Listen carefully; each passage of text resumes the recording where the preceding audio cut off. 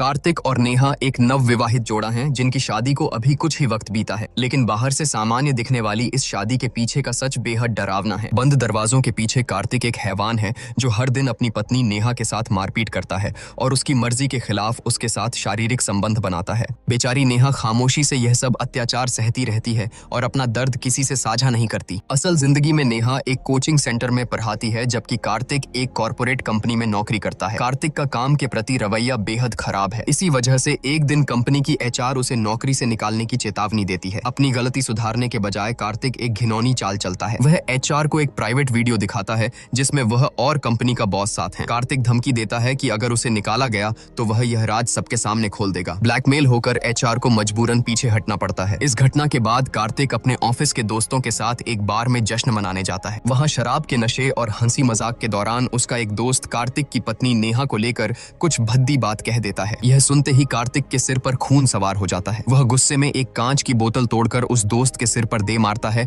और उसे बुरी तरह पीटता है। बार में हुए इस हिंसक झगड़े के बाद कार्तिक गुस्से में भिनभिनाता हुआ घर लौटता है। घर की मेड दरवाजा खोलती है। कार्तिक अंदर आते ही चिल्लाकर नेहा को आवाज लगाता है। नेहा अपने किसी काम में व्यस्त होने के कारण उस पर ध्यान नहीं दे पाती। कार्तिक झल्लाकर उससे एस्ट्रे मांगता है, लेकिन नेहा की तरफ से कोई जवाब नहीं आता। तब कार्तिक एक खौफनाक दांव चलता है और कहता है कि अगर तुम मुझे एस्ट्रे लाकर दोगी तो आज रात मैं तुम्हें अकेला सोने दूंगा। कार्तिक के पास न जाने और अकेला सोने की बात सुनते ही नेहा तुरंत एस्ट्रे ढूंढने लगती है। उसकी यह बेताबी देखकर कार्तिक का अहंकार बुरी तरह आहत हो जाता है। उसका गुस्सा 7वें आसमान पर पहुंच जाता है। वह चीखता है कि जब उसने आवाज दी तब उसने नहीं सुनी, लेकिन उससे दूर रहने की बात पर वह तुरंत दौड़ पड़ी। वह दरिंदगी पर उतर आता है और नेहा को बेरहमी से पीटने लगता है। इसी हाथापाई के दौरान उसकी नजर नेहा के हाथ पर गुदे गौतम नाम के टैटू पर पड़ती है। यह देखकर कार्तिक का पागलपन और बढ़ जाता है और वह चीखते हुए पूछता है कि क्या वह आज भी गौतम से प्यार करती है। कार्तिक के जुल्मों से टूट चुकी नेहा के पास फर्श पर पड़े होकर आंसू बहाने के अलावा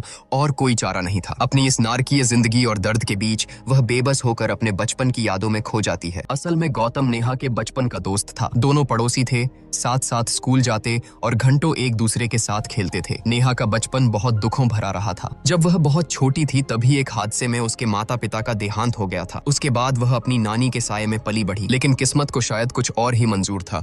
कुछ समय बाद नानी भी चल बसी। इस घटना ने मासूम नेहा को अंदर तक तोड़कर रख दिया। नानी के निधन के बाद रिश्तेदारों ने फैसला किया कि नेहा अब गांव छोड़कर अपने मामा के साथ शहर जाकर रहेगी। यह खबर सुनकर गौतम बेहद उदास हो गया। नेहा भी अपने इकलौते दोस्त गौतम को छोड़कर शहर नहीं जाना चाहती थी, लेकिन उन दोनों बच्चों के पास हालात के आगे झुकने के अलावा कोई विकल्प नहीं था। विदाई के वक्त गौतम ने नेहा से एक वादा किया कि जब मैं बड़ा हो जाऊंगा तो तुमसे मिलने शहर जरूर आऊंगा। नेहा शहर चली गई। वे दोनों अक्सर फोन पर बातें किया करते थे, लेकिन वक्त बीतता गया और गौतम अपना वादा पूरा करने आज तक कभी शहर नहीं आया। कहानी वापस वर्तमान में लौटती है। फर्श पर पड़ी नेहा अपने उसी बचपन के दोस्त गौतम की यादों में खोई हुई थी। अगले दिन कार्तिक का क्रूर बर्ताव फिर शुरू हो जाता है। वह जबरदस्ती नेहा को अपनी कार से कोचिंग सेंटर छोड़ने ले जाता है। रास्ते में वह नेहा से सवाल करता है कि क्या उसे कभी कार्तिक से प्यार नहीं हुआ। वह ताना मारते हुए कहता है कि जो गौतम तुम्हें हमेशा के लिए छोड़कर चला गया, आखिर तुम आज भी उस इंसान से प्यार कैसे कर सकती हो। नेहा इस सवाल पर खामोश रहती है। उसकी यह चुप्पी कार्तिक के अहंकार को फिर से ठेस पहुंचाती है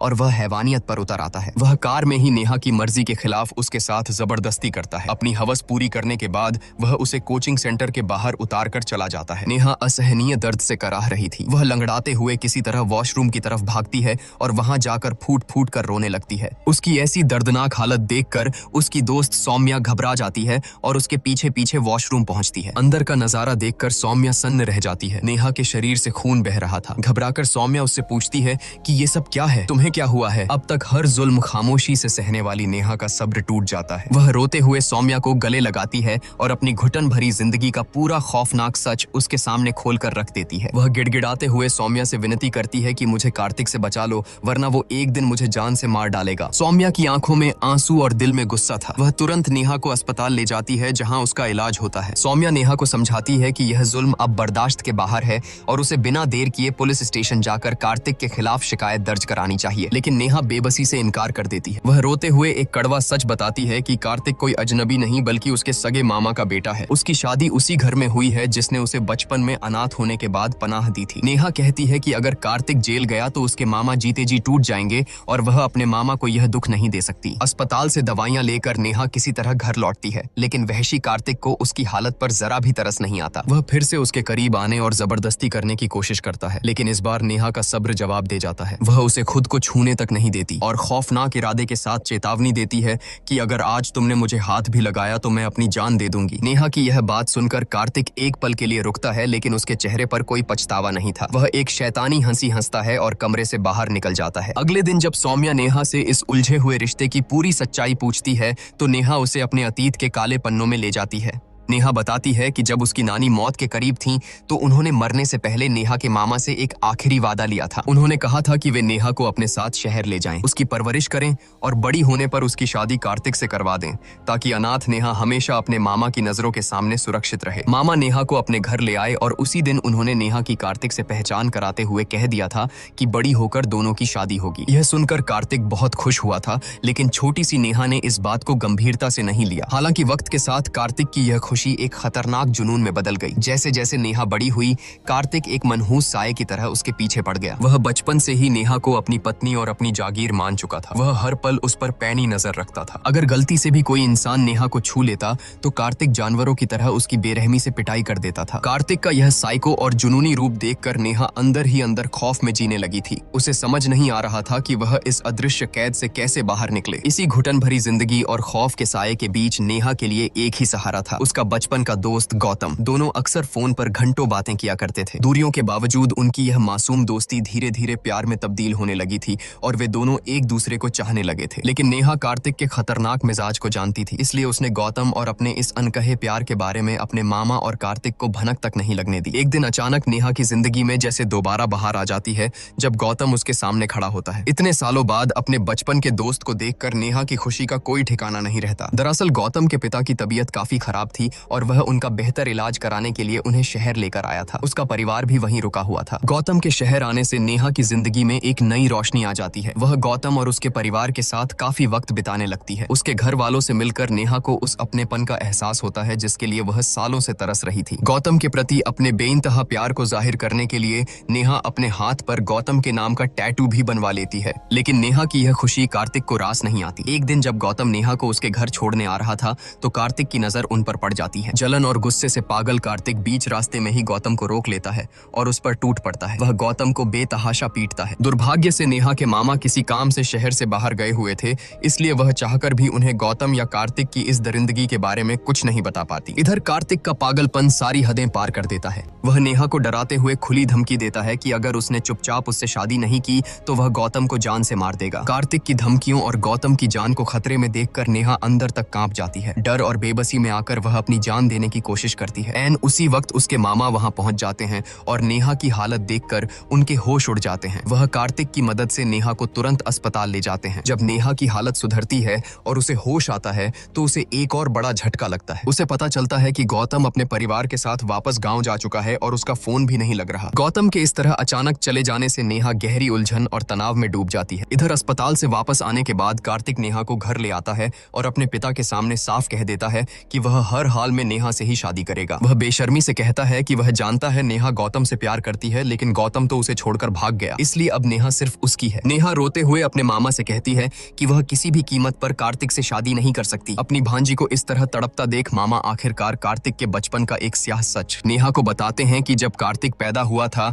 तभी उसकी माँ का देहांत हो गया था। मुझे अकेले ही उसे पालना पड़ा, लेकिन अपने काम और बिजनेस में मैं इतना उलझा रहा कि कार्तिक पर कभी ध्यान ही नहीं दे पाया। मेरे वक्त न देने की वजह से कार्तिक बचपन से ही बहुत अकेला पड़ गया। उस अकेलेपन को दूर करने के लिए उसने अपने पास एक गुड़िया रख ली थी। वह दिन रात उसी बेजान गुड़िया से बातें करता था और उसे अपनी जागीर मान बैठा था और आज तुम उसके लिए वही गुड़िया बन चुकी हो। मामा अपनी बात आगे बढ़ाते हुए नेहा को बताते हैं कि कार्तिक के अजीब बर्ताव से परेशान होकर उन्होंने उसे एक डॉक्टर को दिखाया था। डॉक्टर ने सलाह दी कि कार्तिक को अपने खोल से बाहर निकालकर दूसरे बच्चों के साथ घुलने मिलने का मौका दिया जाए। मामा ने कोशिश भी की। उन्होंने कार्तिक को बाहर खेलने भेजा, लेकिन नतीजा हमेशा भयानक होता। कार्तिक या तो बच्चों को बुरी तरह परेशान करता या उनके साथ हिंसक मारपीट करके घर लौटता। मामा समझ ही नहीं पा रहे थे कि इस लाइलाज पागलपन का क्या किया जाए। लेकिन जब अनाथ नेहा उस घर में आई तो एक चमत्कार सा हुआ। नेहा को देखते ही कार्तिक पूरी तरह बदल गया। उसने उस बेजान प्लास्टिक की गुड़िया को हमेशा के लिए अपनी जिंदगी से निकाल फेंका और नेहा के साथ बहुत अच्छे से रहने लगा। यह बदलाव देखकर मामा के मन में एक झूठी उम्मीद जाग गई। उन्हें लगा कि अगर नेहा और कार्तिक की शादी हो जाए तो कार्तिक का मानसिक संतुलन पूरी तरह ठीक हो जाएगा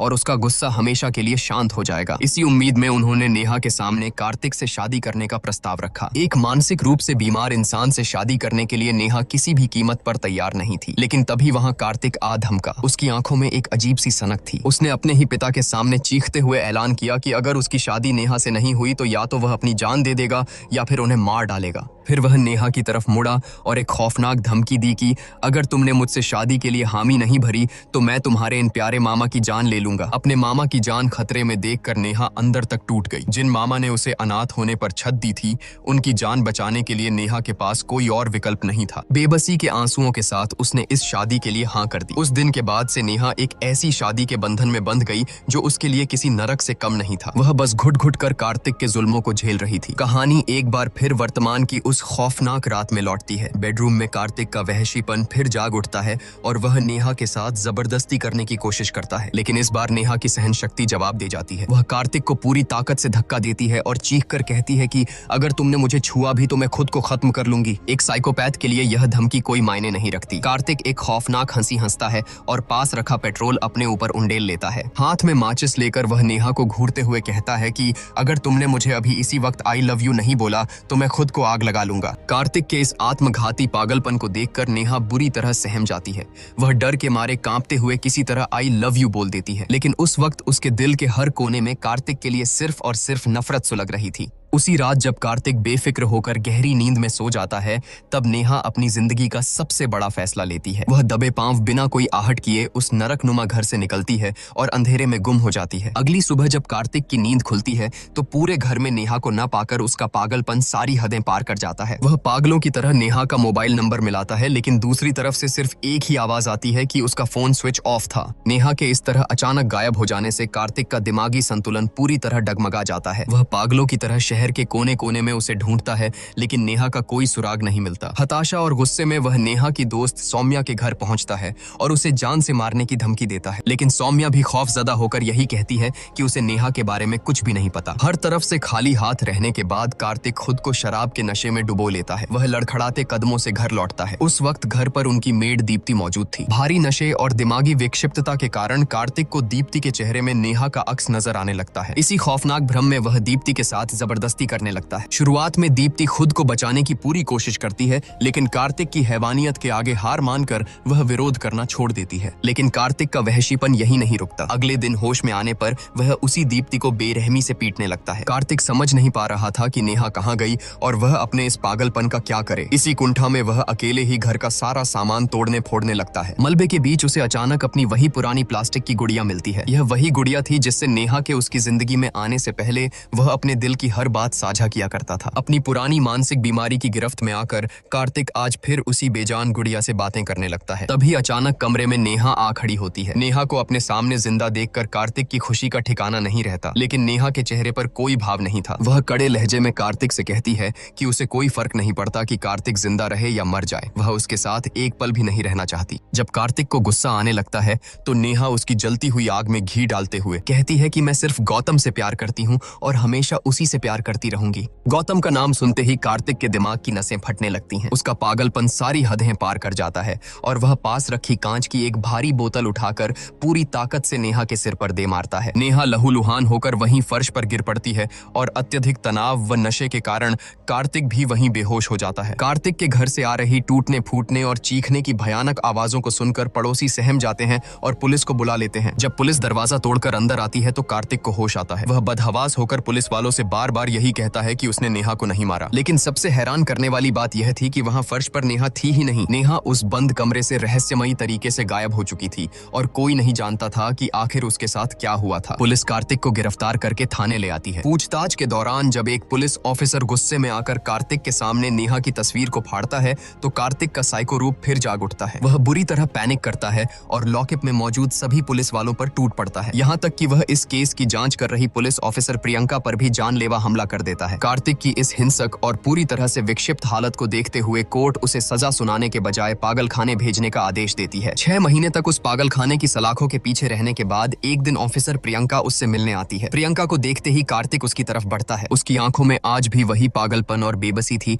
और उसके होठों पर सिर्फ एक ही रट थी कि मैंने नेहा को नहीं मारा था। प्रियंका एक ऐसा सच उजागर करती है जो कार्तिक के पैरों तले जमीन खिसका देता है। वह कहती है कि कार्तिक ने नेहा को नहीं मारा था। नेहा पूरी तरह से जिंदा है और इस वक्त गौतम के साथ अपनी नई जिंदगी खुशी खुशी बिता रही है। प्रियंका खुलासा करती है कि वह, नेहा और गौतम बहुत अच्छे दोस्त हैं। उसे नेहा और गौतम के प्यार के बारे में सब कुछ पता था, लेकिन अपनी पुलिस ट्रेनिंग के लिए उसे शहर से दूर जाना पड़ा था। जब वह ट्रेनिंग पूरी करके लौटी तो उसे पता चला कि नेहा की शादी कार्तिक से हो चुकी है। प्रियंका बताती है कि गौतम ने नेहा को धोखा नहीं दिया था। जब गौतम के पिता अस्पताल में भर्ती थे तो डॉक्टरों ने उन्हें बेहतर इलाज के लिए तुरंत मुंबई ले जाने की सलाह दी थी। जल्दबाजी में गौतम अपने परिवार को लेकर मुंबई चला गया था और इस अफरा तफरी में उसका नेहा से संपर्क पूरी तरह टूट गया था। जब गौतम मुंबई से लौटा और उसे नेहा की शादी का पता चला तो वह सीधा अस्पताल पहुंचा। उस वक्त जब सौम्या नेहा को इलाज के लिए वहां ले गई थी। गौतम जानना चाहता था कि आखिर नेहा ने यह शादी क्यों की। वहां फूट फूट कर रोते हुए नेहा ने गौतम को कार्तिक की हैवानियत, मारपीट और जबरदस्ती की पूरी खौफनाक सच्चाई बता दी थी। नेहा का दर्द और उस पर हो रहे जुल्मों को जानने के बाद प्रियंका, सौम्या और गौतम ने मिलकर कार्तिक को उसके किए की सजा दिलाने की ठानी। उन्होंने एक फुल प्रूफ प्लान बनाया।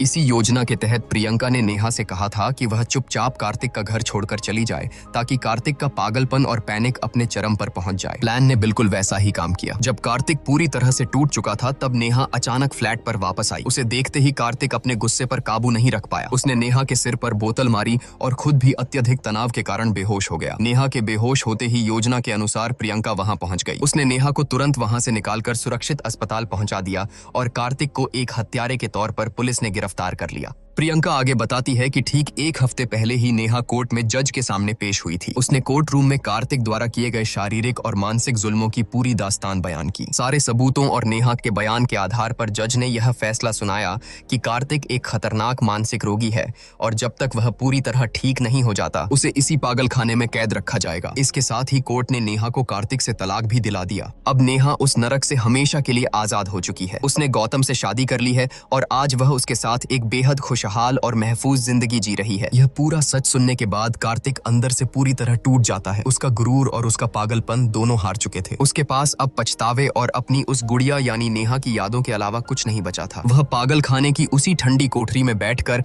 बेबसी से नेहा को याद करने लगता है और इसी दर्दनाक और न्यायपूर्ण अंत के साथ यह कहानी खत्म हो जाती है। दोस्तों, नेहा ने अपने मामा की जान बचाने के लिए अपनी जिंदगी कार्तिक जैसे साइको के हाथों नरक बना ली। अगर आप नेहा की जगह होते और आपके अपनों की जान खतरे में होती तो आप क्या फैसला लेते? क्या आप भी खामोश रहकर जुल्म सहते या उसी वक्त कार्तिक का डटकर सामना करते? अपने विचार नीचे कमेंट करके जरूर शेयर करें और इसी तरह की फिल्मों का एक्सप्लेनेशन देखते रहने के लिए हमारे चैनल झटपट बॉलीवुड को जरूर सब्सक्राइब करें।